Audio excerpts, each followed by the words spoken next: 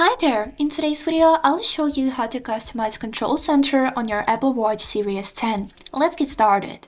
So, as a first step, click on the side button of your watch until you'll see the Control Center appear on your screen. After this, scroll to the end of this page and here click on this button Edit.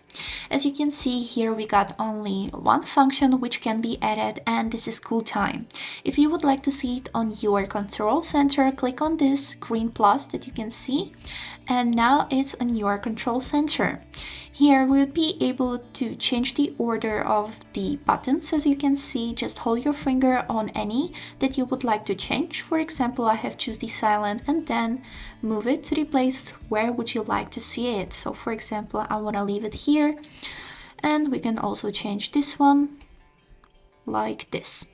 So next step that we can do here is to remove the functions. For example, I think the cinema is useless. I'll click on this red minus and it will immediately move to the more buttons where we have found this cool time. So we can delete some more, as you can see, and after this click done, and this is it. Now you have customized Control Center on your Apple Watch.